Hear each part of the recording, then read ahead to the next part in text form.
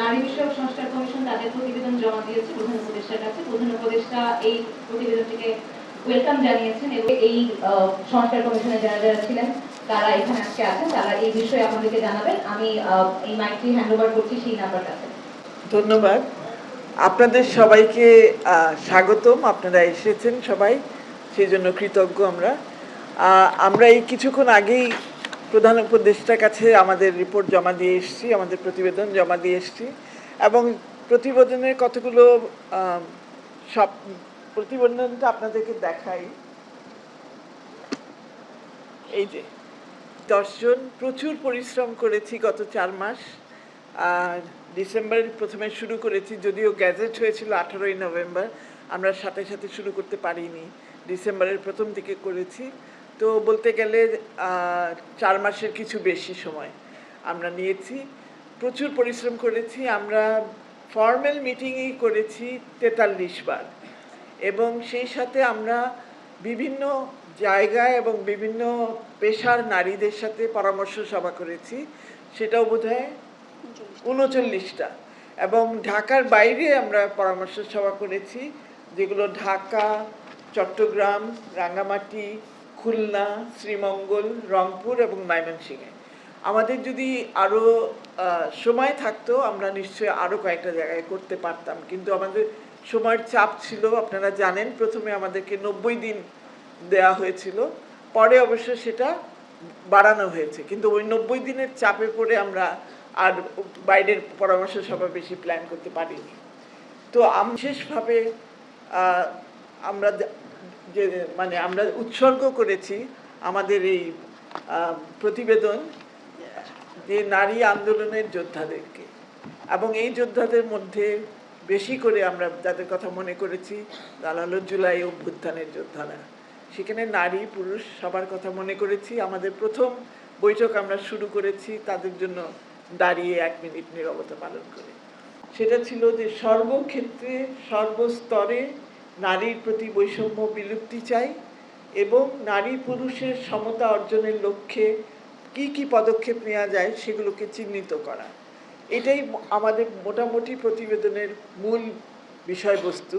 কিন্তু আমরা এটাও জানি যে নারীর বিষয়টা কোনো একটা খাতে সীমাবদ্ধ না, এবং এটা একটা বহুবিধ খাতের মধ্যেই নারীর বিষয়টা আছে। সেই জন্য আমরা ওইভাবে ভাগ করে নিয়েছি।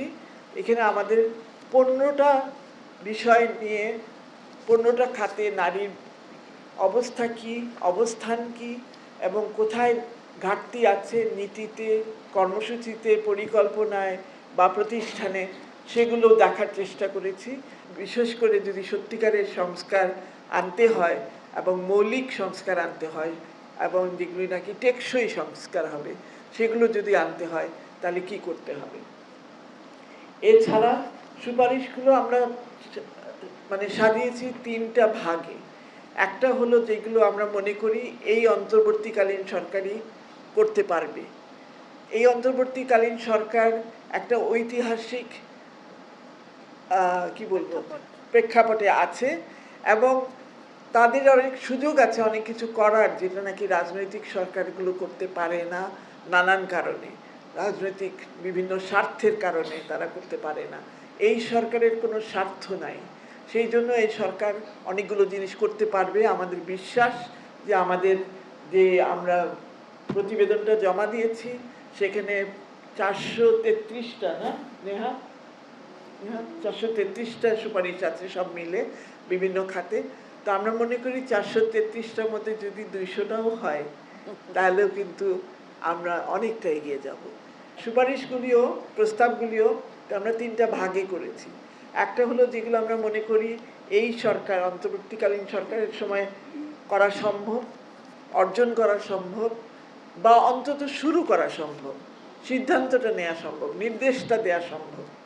দ্বিতীয়ত আমরা মনে করছি এরপরে যে সরকার আসবে, 5 বছর মেয়াদী সরকার হোক বা 4 বছর যেটাই হোক, সেই সময়ের মধ্যে কি করা যায়, তো সেটাকে আমরা আলাদা ভাগ করেছি। এবং তৃতীয় যে ভাগটা সেটা হলো নারী আন্দোলনের যে চিরন্তন যে আকাঙ্ক্ষা, স্বাধীনতা, এবং সেই স্বাধীনতা পেতে হলে সেই মুক্তি পেতে হলে, নারীর যদি সত্যিকারের মুক্তি পেতে হয়, তাহলে কি করতে চাই আমরা, আমরা কি, আমাদের আকাঙ্ক্ষা কি, আমাদের স্বপ্ন কি, সেগুলো আমরা তুলে ধরেছি। আমরা জানি যে সেখানে সেগুলো নিয়ে হয়তো বিতর্ক সৃষ্টি হবে, আমরা সেই বিতর্ককে ওয়েলকাম করি, স্বাগত জানাই। কারণ আমরা মনে করি এখন 2025 সাল, হাই টাইম যে এগুলো নিয়ে জনপরিসরে আলোচনা হোক, বিতর্ক হোক, জানাজানি হোক, মানুষ জানুক নারী কি চায়, নারীর স্বপ্নটা কি, এটা জানুক। এবং আর কিছু না হোক, কান সওয়া হবে মানুষের যে এই ধরনের দাবিগুলো ওনারা ভাবছেন। বৈষম্য, শ্রেণী পার্থক্য, শ্রেণী বৈষম্য, এগুলো যতটা সম্ভব দূর করতে চাই। নারী বান্ধব সেবা প্রতিষ্ঠান চাই, সেটা হোক থানা, হোক হাসপাতাল বা হোক আদালত। আমরা দেখতে চাই এগুলো সবই নারী বান্ধব হবে, নারীরা যেন নির্ভয়ে এসব প্রতিষ্ঠানের কাছে সেবা চাইতে পারে। এরপরে যেটা চাচ্ছি, বিকেন্দ্রীকরণ। বিকেন্দ্রীকরণ কেন? আমরা মনে করি একমাত্র বিকেন্দ্রীকরণের মধ্য দিয়েই সেই তৃণমূলের নারীর কণ্ঠ, নারীর স্বর জাতীয় পর্যায় পর্যন্ত আসতে পারবে। এটা বলতে চাচ্ছি যেটা হলো যৌন সহিংসতা। আপনারাই রিপোর্ট করেন, প্রত্যেক দিন পত্রিকায় আমাদের পড়তে হয়, কোথাও না কোথাও ধর্ষণের শিকার হচ্ছে কেউ, কেউ যৌন আক্রমণের শিকার হচ্ছে, যৌন নিগ্রহের শিকার হচ্ছে। এটা কি করে হ্রাস করা যায় এবং কিভাবে মোকাবেলা করা যায়? মোকাবেলার জন্য অনেক সরকারি উদ্যোগই আছে, সেগুলো কি করে আরও কার্যকর করা যায়। জীবনের অধিকারটাকে সবচেয়ে বেশি দিতে চাই, প্রাধান্য দিতে চাই। সেজন্য আমরা মৃত্যুদণ্ডের বিলুপ্তি চাই।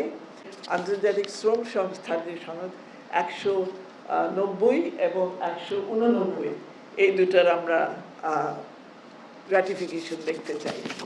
নির্দেশনা দিয়েছিলেন কর্মক্ষেত্রে যৌন হয়রানি প্রতিরোধে, সেই নির্দেশনা ও আলোকে যাতে সরকারি কর্মচারীদের যে সমস্ত আইন দ্বারা তারা পরিচালিত হন বা বিধিমালা, সেগুলোকে দেখে দিয়ে আবার সংশোধন করা, প্রয়োজনীয় ব্যবস্থা নিয়ে আসা, এবং সর্বশেষ সেটা হলো যে এই ধরনের যে সমস্ত অভিযোগ আসে সেটা গ্রহণ এবং নিষ্পত্তি করার জন্য একটা ব্যবস্থা করেছিল। কিভাবে হচ্ছে গৃহকর্মী যারা আছে তাদেরকে যাতে শ্রমিক হিসেবে স্বীকৃতি দেয় এবং যৌনজীবী যারা আছে যৌনকর্মী তাদেরকে যাতে শ্রমিক হিসেবে স্বীকৃতি দেয়।